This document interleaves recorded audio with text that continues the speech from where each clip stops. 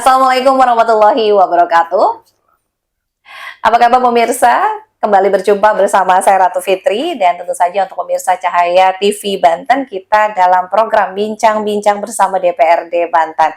Kita kali ini akan berbicara ataupun berbincang tentang kesejahteraan rakyat bersama narasumber kita Bapak Ahmad Imron SH selaku anggota Komisi 5 dari fraksi PKB DPRD Provinsi Banten. Kita sapa dulu. Assalamualaikum warahmatullahi wabarakatuh. Waalaikumsalam warahmatullahi wabarakatuh. Apa kabar Pak Dewan? Alhamdulillah. Alhamdulillah. Baru selesai paripurna sepertinya ya. Habis paripurna. Paripurna ini agenda minggu ini lumayan cukup banyak ya Pak Dewan ya, paripurna.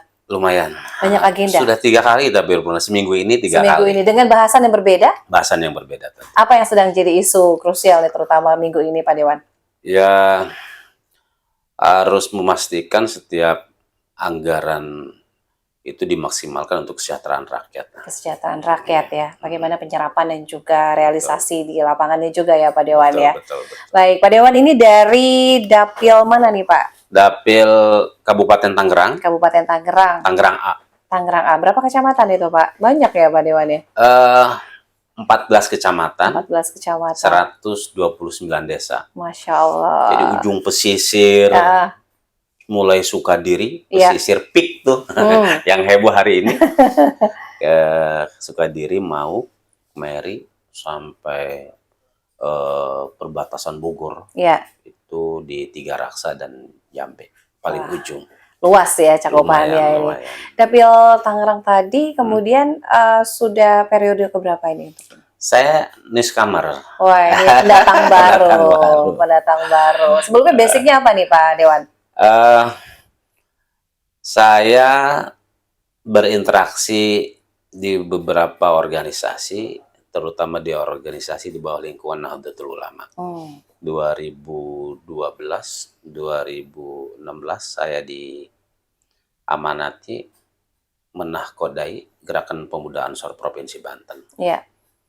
Kemudian setelah itu saya diamanati juga menjadi Wakil Ketua Tanfidiyah Pengurus Wilayah Nahdlatul Ulama Provinsi Banten sampai hari ini. Sampai hari ini masih tetap ya. Kemudian dipercaya juga menjadi penasihat Himasal, Himpunan Alumni Santri Lirboyo, se-Provinsi Banten.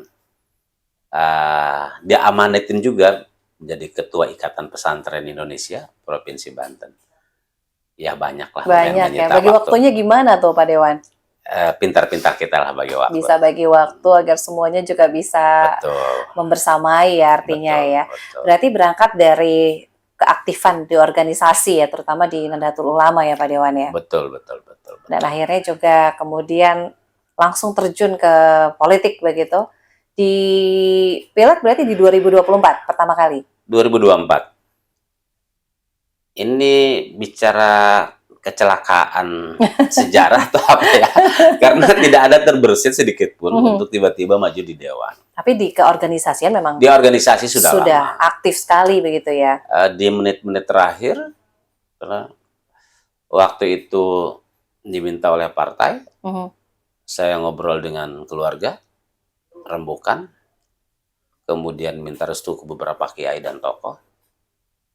Mereka memandang perlu ada kehadiran di lingkungan Nahdlatul Ulama untuk berperan aktif di wilayah legislatif agar program-program harapan para kiai komunitas pesantren minimal bisa direalisasikan lah. Bisa terakomodir ya Pak Dewan ya. Jadi karena dorongan para kiai, dorongan para tokoh, terutama yang paling penting keluarga, takdirnya hari ini saya duduk di anggota DPRD Provinsi Banten. Atas dukungan ya dari berbagai pihak, baik itu dari para ulama, keluarga, organisasi, dan akhirnya alhamdulillah kepercayaan masyarakat begitu ya. Artinya perjalanan ini tidak selalu mulus begitu ya Pak Dewan. Sudah pasti. Pasti ada rintangan-rintangan yang juga apa istilahnya, walaupun istilahnya baru pertama tapi berhasil, tapi kan ada perjuangannya gitu, prosesnya ya Pak Dewan ya. Yang serem-serem kan tentu tidak perlu kita umbar ke umum. Kita bicara yang baik-baik dulu. Tapi ini jadi perjuangan ya Pak Dewan ya. Tidak ada sesuatu yang diraih tanpa perjuangan. Betul. Kalau di bahasa Quran, kita percaya setiap tetes perjuangan itu sepanjang niatnya tulus, baik, pasti ada kemudahan. Saya menyitir salah satu ayat, inna ma'al usri yusro, fa inna ma'al usri yusro. Beriringan, kalau bahasa Quran itu beriringan dengan kesulitan, ada kemudahan. Iya. Kalau peribahasa Indonesia kan nggak begitu. Setelah kesulitan ada Pasti ada kemudahan. Tapi kalau bahasa Quran tidak. Beriringan dengan kesulitan ada Ada kemudahan. kemudahan. Maka ayat ini diulang 2 kali lagi. Iya. Fa inna ma'al usri yusra. Kalau perspektif ilmu mantik, kalau ada ayat kemudian ditaukid, diulang dengan kalimat taukid, itu sudah pasti janjinya benar. Jadi berangkat dari situ. Betul. Ya. Saya pikir ketika kita memulai perjuangan ini, kesulitan itu kita maknai dengan sebuah kepercayaan, pasti ada kemudahan. Betul. Itu yang penting niatnya benar. Iya. Niatnya tulus, niatnya benar. Nah, itu dari situ. Jadi akhirnya menguatkan tekad ya, Pak Dewan ya. Jadi tidak ada rasa ini kerikil-kerikil bisa dilewatin begitu, dan akhirnya alhamdulillah. Nah, kalau dari visi pribadi artinya ya, selain juga dari partai, ada visi pribadi yang juga membawa satu perubahan yang mungkin dari dapil begitu ya, aspirasi dari masyarakat. Karena mungkin kalau dari segi manusia pribadi yang tidak melekat dengan dewannya kan ada keterbatasan begitu ya, regulasi, kebijakan, kewenangan dan lain sebagainya. Berangkat dari visi pribadi, apa yang ingin dirubah Pak Dewan? Saya ini tumbuh besar di lingkungan pesantren. Mulai pertama dididik oleh almarhum abah saya, kemudian besar mondok di Jawa Timur, di Lirboyo. Kalau kemarin viral-viral tuh antara Trans TV dan Lirboyo. Saya ini alumni Lirboyo. Alumni sana. Ya. Kalau ada yang masih menyaksikan, alumni Lirboyo bisa jadi apa? Saya tegaskan, saya ini alumni Lirboyo, bisa jadi anggota DPRD Provinsi Banten. Ya. Nah, masih banyak masyarakat memandang sebelah mata lulusan pesantren. Lulusan pesantren bisa jadi apa sih? Gitu. Seolah-olah hanya yang lulusan sekolah umum, universitas ternama, yang mampu menduduki posisi-posisi terhormat di Republik ini. Nah, itu yang mendasari saya bahwa akses kesempatan bisa diraih oleh semua orang. Tanpa membedakan latar belakang, tanpa membedakan dia berangkat dari mana.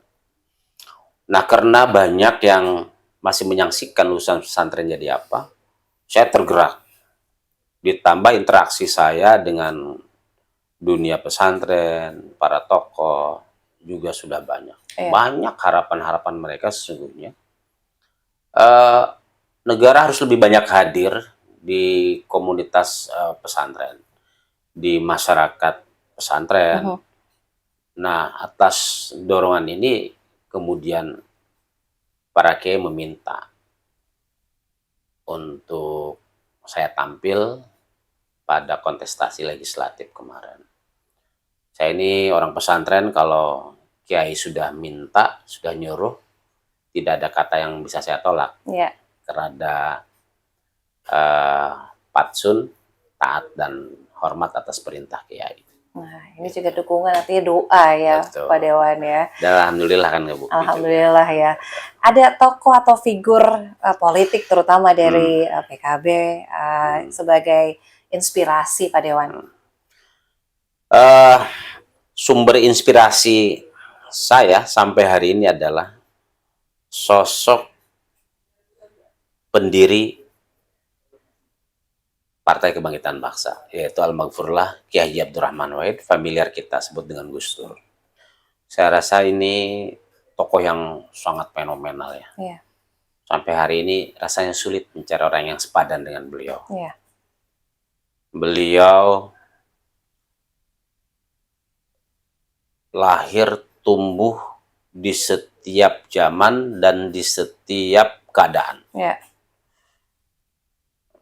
Siapa yang kuat, tumbuh, kemudian berani ketika di zaman Orde Baru. Penggerak ya saat Ya, itu ya. Gus Dur ini juga termasuk lengkap lah, multi talent, politikus, ulama, Ulama. aktivis, budayawan Betul, bahkan. budayawan. Nggak ada tokoh sekalibur. Biasanya komunitas ulama ya gaulnya dan komunitas ulama, Iya, pengusaha dengan pengusaha. Tapi Gus Dur ini mulai komunitas apapun masuk Masuk, ya. semua. Dengan budayawan masuk. Dengan para ulama ya memang wilayahnya Mhm. beliau. Aktivis terasah betul. Bahkan berani menyuarakan apa yang ada di tengah-tengah masyarakat di Ya. depan penguasa. Itu kalau dalam perspektif Islam menyuarakan kebenaran di zaman pemimpin yang zalim itu jihad. Jihad, masuknya Gitu. jihad. Masuk ya. kategori jihad. Jihad ya, Kalau hari ini kan eranya sudah demokratis, sudah terbuka. betul. Apa yang tidak difasilitasi oleh negara hari ini? Ya, di pemerintahan banyak ulama. Beda dengan zaman dulu. Ya, Kemudian di legislatif juga sekarang hari ini ada. Semua sektor terakomodir. Jadi kalau mau bicara ya menyuarakan ya masuk legislatif, gitu loh. sesuaikan gitu loh. itu. Kalau ormas lain bisa juga itu jadi pengontrol, Iya. pengontrol saja, pengontrol. Ini ya sosok atau figur yang diteladani, yang menginspirasi ya. Betul. Dan alhamdulillah tahun ini dapat gelar pahlawan nasional ya. Alhamdulillah, kita bersyukur kepada negara hari ini. Tokoh kita Gus Dur ditetapkan menjadi tokoh pahlawan nasional. Apresiasi yang setinggi-tingginya pada Bapak Presiden Prabowo dan seluruh jajarannya. Ya, Sudah selayaknya lah. Sudah selayaknya, betul. Sudah selayaknya. Beliau lengser sampai hari ini. Tidak ada gemerlap apapun. Maksudnya yang beliau bawa, Ya. punya ini, punya itu, Betul. tidak ada. Beliau tulus saja. Susah mencari sepadan Beliau, ya. Ketulusan beliau. Susah, kita sampai hari ini belum menemukan lah. Alhamdulillah apresiasi dari pemerintah ya. Ya, kita paling gerakan-gerakan beliau, kiprah-kiprah beliau menjadi spirit Ya. buat perjuangan anggota DPRD PKB seluruh Indonesia. Terus ya untuk menjadi teladan dan juga Teladan. penyemangat terus.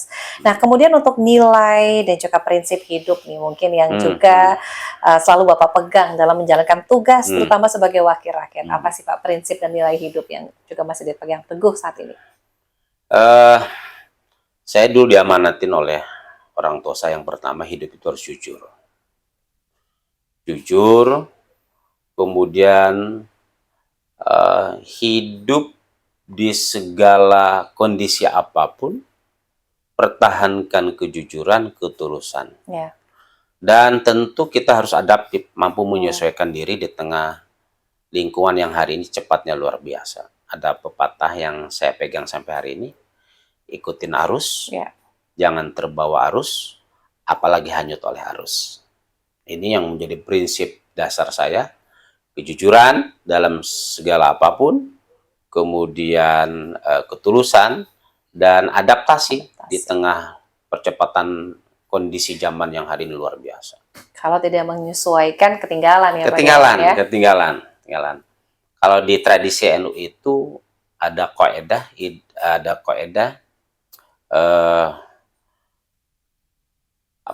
al-muhafadzah ala qadimis sholeh wal akhdhu bil jadidil aslah.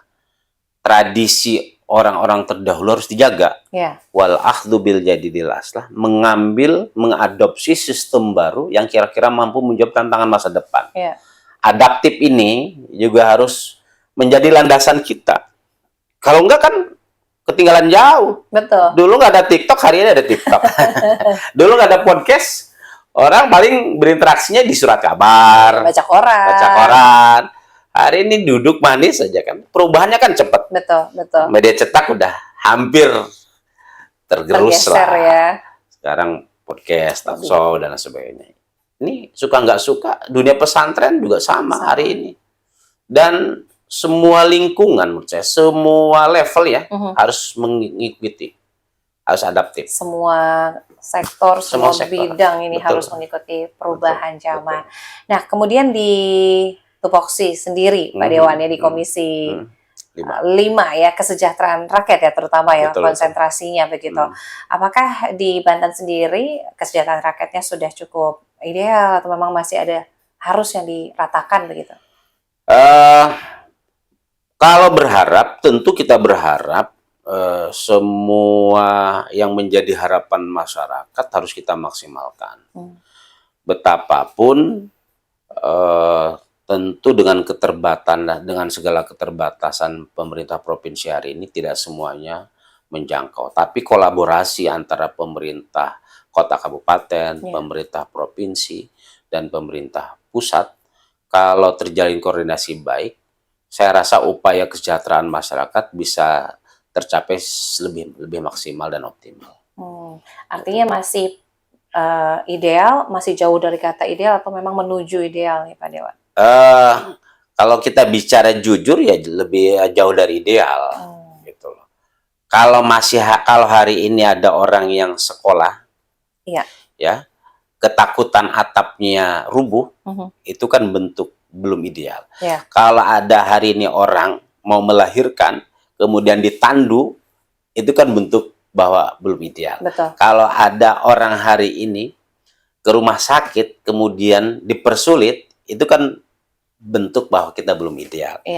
Kalau ada orang hari ini kelaparan, itu juga belum bagian dari bentuk belum idealnya kita. Kesejahteraan rakyat ya begitu ya Pak Dewan ya.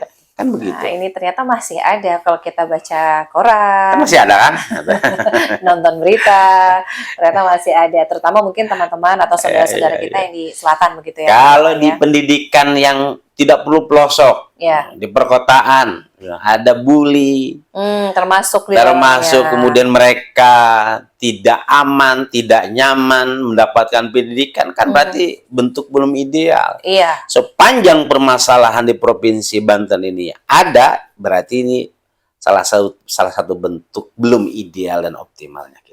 Nah, ini tugas kita bersama-sama. Tugas ya, artinya dari fungsi DPRD pun juga dalam segi pengawasan, budgeting, begitu ya, terus mendorong beberapa, termasuk juga peraturan perundang-undangan yang memang menjadi tupoksi dari tugas di DPRD. Nah, terutama tadi sedikit menyinggung terkait dengan pendidikan begitu. Masih banyak sekolah-sekolah dengan fasilitas yang juga masih terasa belum ideal begitu. Bagaimana melihat dan juga menyoroti dan juga mengawal agar sarana pendidikan di Provinsi Banten juga bisa lebih baik begitu Pak Dewan? Ya. Yang keteteran hari ini adalah terus terang saja sekolah-sekolah swasta. Terutama juga sekolah-sekolah yang berbasis pesantren. Pesantren yang di dalamnya menyelenggarakan pendidikan ya di bawah naungan pemerintah provinsi, SMK dan SMA. Ini perlu ada sentuhan khusus. Jangan melulu sekolah negeri. Kalau sekolah negeri sudah banyak yang bantu lah. Ini sekolah-sekolah swasta yang memang hidupnya hidup segan, mati pun tak mau. Ya, dengan jumlah murid yang sekian puluh, mereka kalau gaji guru juga empot-empotan, belum lagi sarana, setiap musim hujan kemudian kelasnya bocor. Wah, banyaklah permasalahan-permasalahan ini. Negara harusnya berterima kasih bahwa tanggung jawab penyelenggaraan pendidikan itu kan ada di pundak pemerintah. Tapi kemudian masyarakat menyelenggarakan pendidikan, artinya beban negara terkurangi. Kalau kita bicara tentang undang-undang, ya, tentang pendidikan nomor 31 kan jelas itu bahwa negara menjamin pendidikan untuk rakyatnya. Nah, sekarang ada sekolah-sekolah swasta, pesantren menjalankan pendidikan, porsinya harus lebih banyak didorong mereka. Itu kita berharap ini menjadi perhatian serius.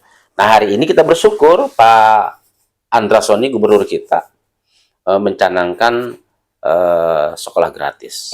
Ini bisa dirasakan hari ini. Ini kan baru tahun pertama. Mudah-mudahan selanjutnya lebih optimal. Lebih optimal. Artinya dengan dukungan pendidikan ini penting ya, mencetak generasi penerus dengan SDM yang berkualitas. Artinya bermulai dari pendidikan. Sarananya terutama ya Pak Betul, Dewan betul, ya, betul, agar bisa lebih merata. Kemudian juga jumlah lulusan yang mungkin dari SD ke SMP, dari SMP ke Nah, SMA ya, juga ya, nih ya, Pak Dewan nih. Maka betul. juga daya tampungnya juga cukup begitu. Ya, kalau berbicara daya tampung tentu masih jauh. Berapa sih lulusan SD? Ya, Ada nggak database pemerintah provinsi harusnya punya database nih. Lulusan SD berapa ratus ribu. Kemudian melanjutkan ke SMP berapa ya, banyak. Kan harus keukur tuh. Berarti kalau masih jomblang, mereka yang nggak ngikut, yang melanjutkan ke SMP, ngapain? Berarti nah, kan programnya nggak tercapai. iya, Wajib belajar 9 tahun itu. betul, betul. Kemudian dari SMP menuju SMA, SMU. Nah, berapa persen? Nah, ini harus ada koordinasi antara Dinas Pendidikan Provinsi, hmm, kabupaten, kota, agar database ini menjadi salah satu acuan pemerintah untuk melaksanakan pendidikan gratis ini. Gitu. pendidikan gratis ya. Betul. Nah, ini hadirnya tadi ya sekolah swasta ini agar tidak semuanya tertuju ke sekolah negeri. Iya. Kan ya tampungnya juga terbatas ya Pak Dewan Betul. ya. Dan kalau kita suruh bersaing dengan sekolah negeri, sekolah swasta harus bersaing dengan sekolah negeri. Rasanya masih belum bisa tercapai. Iya. Gapnya terlalu tinggi. Betul, betul. Gitu. Coba turun deh sekali-kali pejabat dinas pendidikan ke sekolah-sekolah swasta. Jangan yang di kota, Iya. jangan sekolah swasta yang elit. Nah, itu Ya, beda, beda cerita, fasilitasnya ya. fasilitasnya. Mereka mampu membiayai sendiri. Betul, sudah mandiri artinya. Mereka pun kan nggak ikut program sekolah gratis karena nggak mau mereka. Ya, ini Gitu. sekolah swasta yang memang jauh dari kata mandiri yang tadi begitu ya Coba Pak Dewan. cek sekolah-sekolah swasta yang perbatasan dengan provinsi lainnya.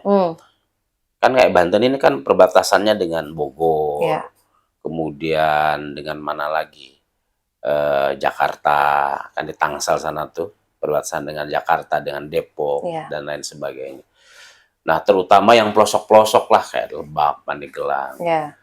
Ada orang yang mau ke sekolah dengan berjalan kaki sampai 2 kilo, kan miris misalnya. Iya. Atau melewati jembatan yang taruhannya nyawa di bawah. Mau sekolah ya, Mau kayak sekolah loh. berangkat perang ya. Itu yang harus menjadi perhatian serius.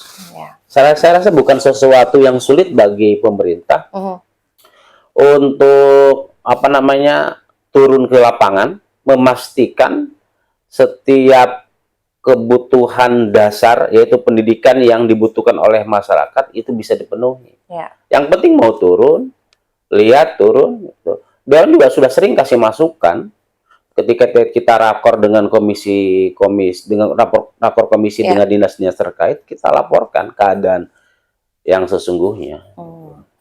Ini ya terjun ke lapangan bagaimana kondisi, karena bukan hanya di perkotaan saja, tapi juga bagaimana di pedalaman, di pedesaan tadi. Betul. Dari pemerataan tenaga pengajar juga ini perlu juga ditingkatkan kesejahteraan para guru, kemudian pemerataannya juga yang tersebar begitu. Seperti apa kualitas juga tenaga pengajarnya sendiri? Pertama, tentu kualitas sumber daya manusia gurunya harus lebih ditingkatkan lewat pelatihan, lewat kemudian studi banding. Ambillah pakar-pakar pendidikan bagaimana guru-guru ini lebih kreatif. Nah, kalau kemampuan gurunya tidak bertambah, yang mau disampaikan ke murid apa lantas? Hari ini kan orang belajar sebetulnya ya, bisa lewat media mana saja kalau guru mau kreatif. Kadang kan ada yang monoton ngajar. Di kelas nulis terus. Tulis. Datang, beres, bubar. Ini harus lebih kreatif. Salah satu faktor unggulnya pendidikan adalah sumber daya manusia gurunya juga harus unggul. Syarat mutlak tuh. Kreatif, unggul, berdaya saing. Nah, harus ditingkatkan kompetensi gurunya. Negara juga harus hadir memberikan fasilitas. Bagaimana upaya peningkatan sumber daya gurunya ini lebih maksimal dan optimal. Banyak pakar-pakar pendidikan lah, saya rasa telah memberikan masukan terkait ini. Kemudian apalagi tadi terkait fasilitas yang diharapkan di lembaga pendidikan ya tentu harus lebih lebih lebih baik lah fasilitasnya. Saya banyak berkunjung ke sekolah-sekolah ya. Ada yang memang sekolahnya bagus. Iya. Ada yang memang sekolahnya ya biasa-biasa saja. Ada yang lebih prihatin lagi. Betul, Gitu. betul. Pernah saya kunjungan ke sekolah misalnya ada bangku yang harusnya kan masih bisa dibenarkan. Iya. Direhab numpuk gitu. Kan itu kan sayang. Betul, betul, terbengkalai ya. Itu kan anggaran negara sebetulnya. Banyak lah yang perlu kita kritisi lah. Iya. Demi kebaikan. Ujungnya kan demi kebaikan. Demi kebaikan. Fasilitas pendidikan yang dirasakan oleh seluruh komponen masyarakat yang ada di Banten. Karena pendidikan ini menjadi salah satu layanan dasar ya yang Betul, dirasakan betul, oleh betul. masyarakat. Kebetulan kemudian terkait dengan program-program yang sudah baik, bagaimana menjaga dan mengawal proses keberlanjutan ya dari pendidikan, misalkan dari program sekolah swasta gratis, kemudian juga mungkin ada program-program lain yang juga sudah baik, kemudian dilanjutkan agar tidak terhalang oleh pergantian kebijakan, pergantian pemimpin. Nah ini seperti apa nih Pak Dewan? Ya, pendidikan bukan hanya persoalan politik semata, tapi ini menyangkut nasib masa depan Provinsi Banten. Kalau pendidikannya baik, akan lahir juga pemimpin-pemimpin yang baik. Saya beranalogi. Sekian tahun penguasa Islam menguasai Spanyol. Ya. Islam menguasai Spanyol, kemajuan peradaban Islam sungguh luar biasa. Maka ketika Islam maju, pendidikannya maju, lahirlah kemudian tokoh-tokoh hebat. Salah satu di dunia pesantren adalah pengarang kitab Alfiah Ibnu Malik. Itu ulama asli kelahiran Spanyol. Belum lagi Ibnu Sina. Belum lagi Ibnu Rusdi. Jadi ini dimulai dari kondisi pemerintahan yang menghargai pendidikan, maka melahirkan tokoh-tokoh yang berkualitas. Jadi bukan persoalan politik kalau pendidikan. Siapapun pemimpin boleh berganti. Tapi pendidikan harus menjadi nomor satu. Karena tulang punggung mencerdaskan anak-anak bangsa dan yang akan mengisi Banten ini ke depan. Pemimpin-pemimpin bangsa Pemimpin bangsa selanjutnya. Dan saya pikir Banten tidak akan pernah kehilangan tokoh-tokoh. Ayo kita hitung. Mulai Syekh Nawawi Tanara. Orang menjuluki beliau ulama ul Hijaz. Antara Mekah dan Madinah. Begitu luar biasanya. Kemudian yang terakhirlah mungkin banyak tokoh-tokoh Banten yang hari ini berkiprah di nasional. Pak Taufikur Rahman Ruki, mantan ketua KPK, juga tokoh asli kelahiran Banten. Ya banyak lah di Banten-Banten ini. Belum lagi ulama. Kalau bicara ulama. Sampai hari ini ulama-ulama Banten menjadi rujukan di Indonesia. Dengan Abu Yamutadinya, Abu Dimyatinya. Nah, ini ada ulama yang progresif juga seperti kayak Imaduddin dengan gagasannya luar biasa. Jadi saya rasa bersyukur kita hari ini hidup di tanah Banten. Saya meyakini tanah Banten ini tanah lahirnya tokoh-tokoh besar dan ulama-ulama besar, gitu. Dan mudah-mudahan tidak sampai terputus begitu ya, terus. Saya meyakini itu. Saya meyakini di Banten tidak akan pernah terputus. Amin, amin. Bumi Banten ini saya menganggap bumi yang Allah ridhoi lah. Maka akan lahir tumbuh tokoh dan ulama-ulama yang luar biasa. Lengkap di Banten ini tokoh pergerakan. Geger Cilegon seperti apa. Ulama-ulama dulu. Ulama sekaligus pejuang. Di Banten ini. Ini kan harusnya kita bisa adopsi. Nah, aktivis, pergerakan, ulama tidak ada dikotomi. Jadi ulama sekaligus pembela rakyat. Gitu. Saya ini berangkat dari komunitas santri. Dulu orang menyaksikan kalau santri yang ngaji-ngaji aja deh. Gak usah masuk-masuk politik katanya. Kalau ngaji aja, gak usah masuk-masuk politik lah. Saya bilang salah, bacaannya kurang jauh. Saya bilang, lihat dong berkaca dengan sejarah. Tarif politik, makna politik itu apa? Jelas itu. Imam Mawardi itu mendefinisikan politik jelas bahwa siasatul ummah mabniyatun ala akidatiha. Ingkanat akidatu akidat tasyiyah, pas siasatuha siasat tasyiyah. Wa ingkanat akidatu akidatul wahabiyah, pas siasatuha siasatul wahabiyah. Kata Imam Mawardi dalam kitab Ahkamus Sultaniyah, pedoman bernegara, ada kitab di dunia pesantren namanya kitab pedoman bernegara. Yeah. Beliau mendefinisikan politik itu bahwa konstruksi bangunan umat ini tergantung akidah pemimpin. Luar biasa nggak ulama? Sampai membahas tentang negara. Kata beliau, konstruksi bangunan umat ini tergantung akidah pemimpin. Kalau akidah pemimpinnya Syiah, cara politiknya juga Syiah. Kalau akidah pemimpinnya Wahabi, cara politiknya Wahabi. Pun sebaliknya, kalau akidah pemimpinnya ahli sunnah wal jamaah yang dianut oleh pemimpin kita hari ini, maka cara politiknya adalah ahli sunnah wal jamaah. Apa politik ahli sunnah wal jamaah? Tasarruful imam ala ra'iyati banutun bil maslahah. Bahwa kebijakan pemimpin harus disandarkan kepada kemaslahatan rakyat. Itu perspektif akidah ahlussunnah wal jamaah. Kalau akidah Wahabi, maaf, seperti yang di Arab Saudi kan Wahabi. Kalau para pemirsa dan para hadirin pernah umroh, pernah haji, kita baru berdoa di makam Rasulullah saja sudah diusir. Ruh haji, ruh katanya. Larang, haram. Nggak boleh karena akidah pemimpinnya Wahabi, berdoa di makam itu nggak boleh. Gitu loh. Ini kan akidah masuk dalam sendi-sendi kehidupan berbangsa dan bernegara. Betapa pentingnya akidah pemimpin itu. Ya, orang kan nggak paham tuh. Harusnya begitu tuh. Maka santri hari ini harus multi talent. Rasulullah itu pemimpin politik sekaligus pemimpin agama. Tokoh-tokoh Banten juga sama, ulama sekaligus pemimpin politik di Banten. Ya, jadi nggak ada dikotomi perbedaan ngaji aja, ulama aja, nggak. Mindset yang salah ya. Mindset yang salah harus diluruskan. Harus diluruskan. Nah ini harus juga diteruskan begitu ya. Betul. Untuk saat luruskan ini. Dan teruskan.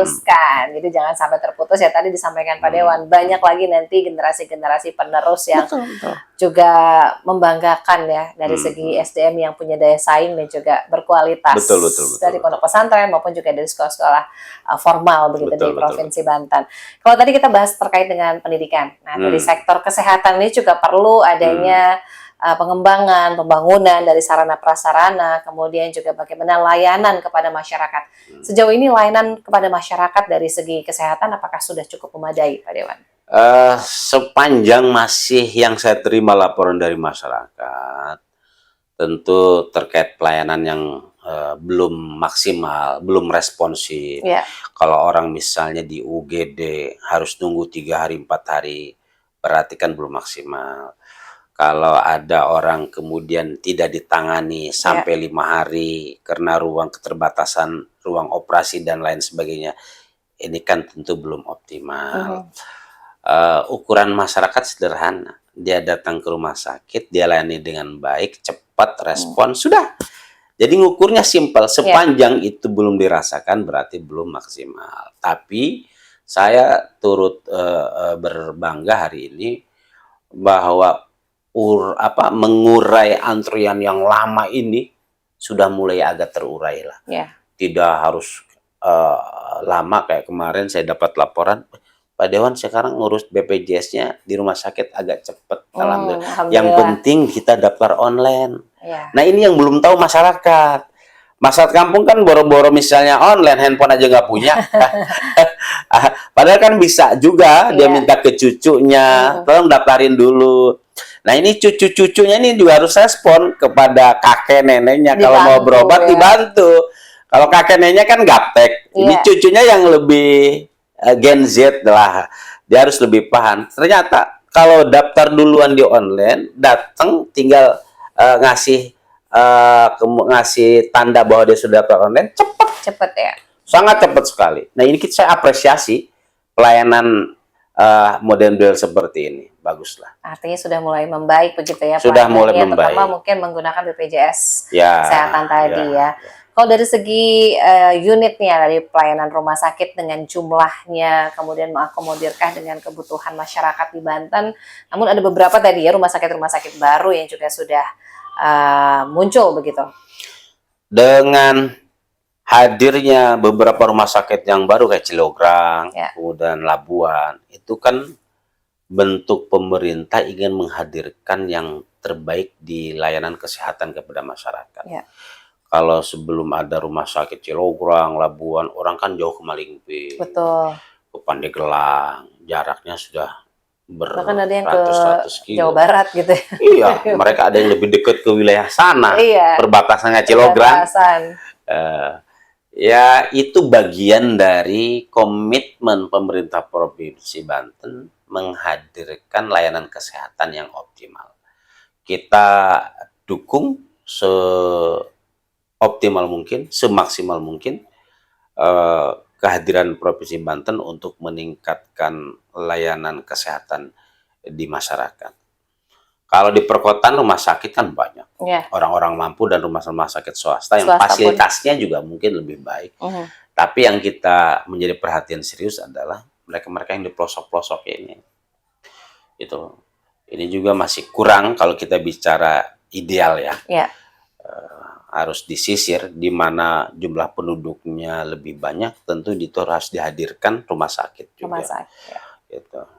Nah, ini juga termasuk pelayanan mobilitasnya, ada mobile pelayanan yang juga disediakan. Nah, ini kan untuk menjangkau masyarakat yang mungkin akses ke rumah sakitnya jauh. Nah, ini responnya seperti apa dari DPRD sendiri? Nah, itu pun banyak masyarakat belum tahu kalau ada layanan mobilitas. Mobil keliling gitu ya? Mobil keliling. Nah, saya berharap Dinas Kesehatan untuk lebih mensyiarkan lewat platform media sosialnya bahwa misalnya bulan depan di titik mana saja. Itu disiarkan sebabnya kerjasama dengan kabupaten kota, kerjasama dengan puskesmas, bahkan kerjasama dengan organisasi-organisasi kemasyarakatan, ada NU, ada Muhammadiyah, Karang Taruna, KNPI. Ayo disiarkan, di-share sebanyak-banyaknya bahwa layanan kesehatan ini ada, layanan kesehatan lewat mobil-mobil keliling ada. Jangan sampai ini ada, tapi peminatnya sepi karena orang tidak tahu. Sosialisasinya artinya sosialisasi yang juga menjadi perhatian lah. Agar masyarakat juga tahu ya untuk bisa memeriksakan cek kesehatan ini seperti ada CKG dan lain sebagainya agar lebih optimal lagi ya Pak Dewan. Kemudian bagaimana kebijakan prioritas dari Komisi 5 terkait dengan kesehatan khususnya untuk ibu dan anak di Banten? Kita ingin memastikan bahwa setiap ibu dan anak mendapatkan perhatian yang maksimal. Karena pilar generasi berkelanjutan adalah ada di pundaknya ibu. Pastikan, ini kan ada bidan-bidan desa di setiap desa. Kan tugasnya simpel, mendata yang hamil itu ada berapa sih di setiap desa. Koordinasi dengan puskesmas koordinasi dengan atasannya koordinasi. Ya koordinasi yang sinergi ini akan lebih mengoptimalkan pemberdayaan terutama penanggulangan hal-hal yang tidak diinginkan bagi ibu dan anak. Tentu dengan segala keterbatasan, tapi tidak mengurangi semangat dan komitmen untuk memperbaiki keadaan, ini yang menjadi salah satu landasan kita untuk memberikan layanan yang terbaik bagi kesehatan ibu dan anak. Masih ada misalnya maaf tiba-tiba orang lahir kemudian stunting, masih ada orang lahir maaf dengan segala keterbatasannya. Ini kan jadi perhatian serius ya bagi kita. Di kampung-kampung ini ada orang yang hamil tapi nggak ke data. Tiba-tiba misalnya lahir, maaf, ada kelainan dan sebagainya, kan tanggung jawab kita semua Betul, bersama. betul. Kalau tidak diperiksakan kondisinya sebelum Iya, ya. iya. Kan ada program misalnya makanan tambahan buat ibu hamil. Kan ini harus diserap dengan sebaik-baiknya. Negara sebetulnya nggak kurang-kurang amat, tinggal kemudian mengoptimalkan sinergi antara yang di bawah dengan atasannya. Semua pihak respon, dan saya berharap juga ke masyarakat juga proaktif. Kan hari ini zaman media sosial, kalau menemukan misalnya ibu yang kekurangan gizi, anak yang kekurangan gizi, ibu hamil yang kekurangan asupan dan sebagainya, bisa diupload, bisa di-tag ke dinas-dinas terkait, bila perlu di-tag juga ke dewannya, gitu loh. Kita kerjasama bareng, ada keterbatasan kita menjangkau, tapi lewat media sosial, kan itu bisa diakses dengan lebih mudah. Nah, ini tadi ya, agar terdata itu pemutakhiran data dan lain sebagainya agar tidak terlewat begitu ya, tepat sasaran juga untuk program-program tadi ya.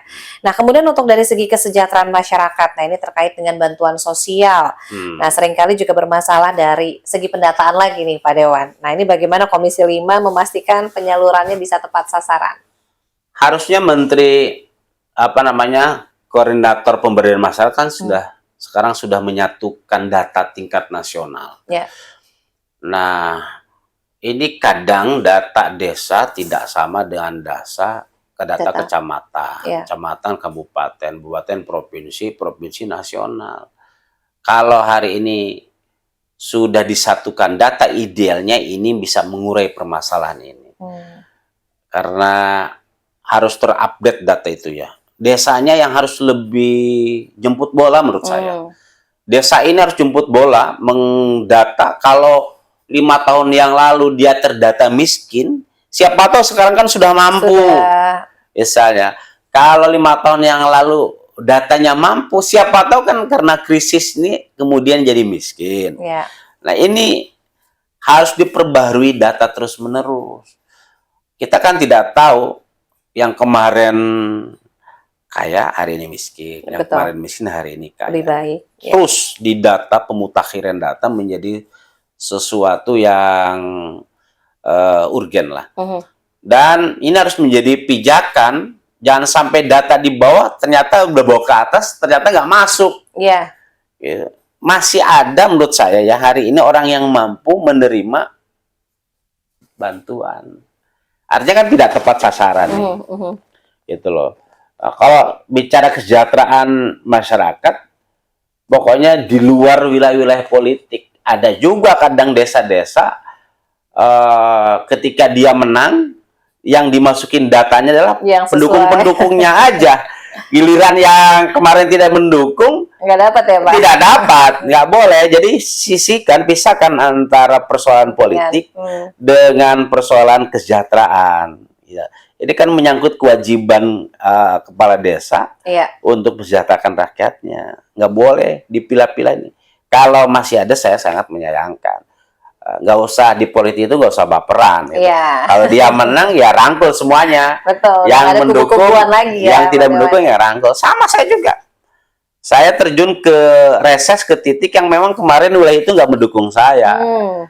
Suara saya atau suara saya sedikit, saya datengin. Tetap ya. Saya katakan, Anda hari ini adalah warga saya. Kemarin mau milih, mau tidak adalah warga saya. Kalau sekarang saya sudah terjun, nanti tahun depan nggak milih juga, innalillah. Padahal kita udah nggak pilih-pilih ya. Pilih-pilih, ini pemerataan data, ini terkait dengan juga pemutakhiran data, pemutahiran, pembaharuan agar tepat sasaran juga programnya. Nah, harapannya sih dengan adanya bantuan, mudah-mudahan sudah bisa lebih mandiri. Artinya nanti bergantian dengan yang belum mendapatkan tadi ya, karena kan keterbatasan anggaran juga ya Pak Dewan. Nah, kemudian dari segi pandangan mengenai fasilitas, nah ini juga mitra kerjanya juga di olahraga begitu ya Pak Dewan ya, fasilitas olahraga daerah masih terbatas, terutama bagi atlet-atlet muda. Pandangannya gimana Pak Dewan? Pembinaan atlet-atlet muda, saya rasa persoalan yang mendasar. Kita bisa belajar ke Cina ya, pembinaan atletnya sejak mungkin mereka mulai dari TK ya. Ya. Dari TK dilatih betul, terus ke tingkat lebih jenjang akan dikarantina khusus. Jadi kalau pembinaan perekrutannya sedini mungkin, kita nggak kesulitan melahirkan atlet-atlet yang bertaraf internasional.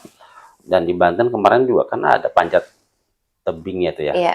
Panjat tebing. Beban juga ya. Oh, jadi mengharumkan Provinsi Banten. Saya rasa kalau ini didorong, dioptimalkan,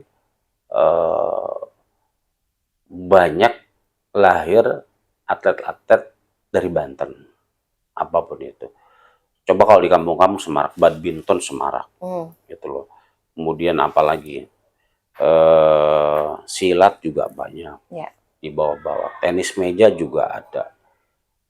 Terus apalagi, ya yang penting pembinaannya dan perekrutannya betul-betul lebih berjenjang dan optimal. Ya. Ini kan kita akan menghadirkan atlet-atlet yang berkualitas. Tapi harus diingat juga setelah mereka mengharumkan Provinsi Banten, harus ada kehadiran provinsi untuk memberdayakan mereka. Jangan dilupakan, gitu loh. Jadi kadang ada atlet setelah mendapatkan medali di kancah internasional tidak ada bentuk perhatian misalnya, karena tahu-tahu pialanya udah dijual untuk memenuhi kebutuhan hidup ya. Miris banget ya Pak Dewan. Miris. Ya. Jadikan aja ASN kan gitu atau berdayakan di perusahaan-perusahaan yang memang bisa ditunjuk langsung oleh pemerintah provinsi. Nah, ini ya. Jangan mengharumkan saja namanya, tapi kesejahteraannya juga harus diperhatikan. Dari persis juga bukan hanya atlet itu, kori-kori. Betul, kori-kori asal Banten juga. Ini kan banyak. Kori-kori, ini banyak sekali. Saya ini kan di komunitas pesantren. Banyak pendukung saya juga kori-kori. Yeah. Ada beberapa kori di Banten yang memang suka berinteraksi dengan saya. Kalau kami ikut lomba internasional, kadang mereka memang tidak melalui provinsi pemerintah, kadang melalui media sosial diundang misalnya ada kejuaraan MTQ tingkat internasional di Irak. Ini kawan saya ikut nih di Irak. Jadi mandiri gitu ya? Mandiri. Mendaftarkan secara pribadi. Nah, tiketnya memang gratis, dibelikan di sana. Iya. Keberangkatan, kepulangan. Akomodasi yang tidak. Nah, saya kasih tuh keberangkat. Dan juara kedua atau ketiga lah. Nggak ada itu penghargaan misalnya datang dari bandara kemudian dikalungin. Nggak ada. Kalau atlet-atlet ya semarak lah pemerintah datang menyambut. Ini kalau kori belum pernah lihat sampai hari ini. Saya sudah juga usulkan bahwa pemerintah juga harus hadir bukan hanya di atlet tapi juga di kori-kori yang mengharumkan Banten untuk wilayah internasional. Banten ini udangnya. Iya. Ki Hawasi, Ki Humaydi, kori-kori internasional yang luar biasa. Coba, apalagi juga sekarang, yang di Serang juga ada tuh Ki Fatullah misalnya, keren juga mengharumkan internasional, membawa wajah Banten di kancah internasional. Kalau Syekh Nawawi Tanara mengharumkan Banten di kancah internasional lewat akademik ilmu-ilmu agamanya. Kemampuan agamanya ya lewat karyanya yang luar biasa. Kori ini lewat suaranya mengharumkan Banten di kancah internasional. Sudah selayaknya kan Provinsi Banten menghargai mereka lebih. Atau posisinya sama dengan atlet-atlet. Sama-sama mengharumkan kan internasional. Apalagi tadi keberangkatannya dan lain sebagainya sudah effort gitu ya, mandiri. Ini yang juga perlu diangkat dan juga diapresiasi. Kemudian Pak Dewan, evaluasi anggaran dan juga program ya untuk Komisi 5, bagaimana pengawasan penggunaan APBD agar program kesejahteraan juga bisa betul-betul berdampak bagi masyarakat. Kita memastikan setiap tetesan rupiah yang turun itu harus berdampak buat kesejahteraan masyarakat. Karena ini uang yang sewajarnya, anggaran yang seharusnya bisa dirasakan oleh masyarakat, kita pastikan jangan sampai ada penyimpangan, jangan sampai ada kebocoran, cukup penderitaan rakyat jangan sampai ditambah dengan korupsi. Ini kan komitmen gubernur kita. Ya. Kebocoran atau penyerapan yang tidak optimal. Nah, ini juga saya mengkritisi. Banyak OPD-OPD yang penyerapan anggarannya belum optimal. Dulu sebelum efisiensi sama nggak optimal. Setelah efisiensi nggak optimal juga. Gimana? Ya, mereka mengeluh. Ini efisiensi anggaran dikurangin. Sebelum efisiensi nggak optimal. Nah, apalagi paling tambah. besar di bulan hampir Desember paling 80-75. Coba secara logika kekejar nggak 1 bulan lagi untuk 100%? Iya. Itu sebelum efisiensi. Setelah efisiensi dikurangin anggaran, nggak optimal juga sama. Nah, ini menjadi perhatian kita bersama. Jangan-jangan mau dikasih berapapun nanti nggak optimal juga nanti ini. Jadi kalau Pak Menteri Purbaya hari ini transfer uang ke daerah dikurangin, untuk tes cash memang menurut saya sah-sah saja ya. Jangan terlalu numpuk uang di bank kan, gitu loh. Ternyata nggak optimal juga penyerapannya. Nah, ini menjadi perhatian serius. Jangan-jangan menurut saya mau dikasih uang berapapun nanti nggak optimal. Kasian kan masyarakat. Nah, pejabat-pejabat terkait, saya juga berharap ada nurani lah.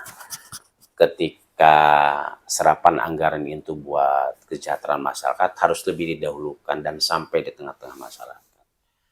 Dewan itu sebenarnya sudah banyak mengusulkan, ini loh desainnya, ini loh titik-titiknya, ini loh desainnya, ini loh. Ya, wilayah Dewan kan bukan wilayah eksekusi. Betul. Wilayah Dewan kan cuma wilayah controlling, budgeting, gitu, dan legislasi. Selebihnya kan pemerintah yang melaksanakan program-program itu. Eksekutif ya untuk eksekutif mitra kerja. Nah, kerasa sudah 1 jam kita ngobrol-ngobrol Pak Dewan, tapi mungkin terakhir ada pesan yang ingin disampaikan nih untuk masyarakat Banten, terutama terkait dengan pemerataan kesejahteraan rakyat di Provinsi Banten. Saya berharap tentu kehadiran negara pada sendi-sendi kehidupan masyarakat itu harus dirasakan seoptimal mungkin. Kita punya kewajiban yang sama mulianya, legislatif, eksekutif, sama mulianya. Bagaimana pesan presiden kita agar rakyat sejahtera dan kepentingan rakyat di atas segalanya. Mudah-mudahan komitmen bersama ini bisa mewujudkan Banten yang adil, merata, sejahtera, dan tentu bisa sesuai dengan apa yang pemerintah harapkan hari ini. Terus bekerja dengan semaksimal mungkin dan sesuai dengan tupoksinya masing-masing. Itu saja. Itu saja yang paling penting adalah pemerataan pembangunan, kesejahteraan masyarakat bisa lebih meningkat di Provinsi Banten. Terima kasih sekali lagi Pak Dewan. Siap. Sudah berbincang-bincang bersama kami. Mudah-mudahan diberikan selalu kesehatan dan juga kelancaran di setiap aktivitas. Mudah-mudahan nanti kita ngobrol-ngobrol lagi dengan tema-tema yang berbeda. Siap. Dan pemirsa Cahaya TV Banten, tuntas sudah kebersamaan kita dalam bincang-bincang bersama DPRD Provinsi Banten. Mudah-mudahan bermanfaat dan juga menginspirasi. Kita ketemu lagi di tema yang berbeda. Saya Ratu Fitri pamit. Wassalamualaikum warahmatullahi wabarakatuh. Waalaikumsalam warahmatullahi wabarakatuh.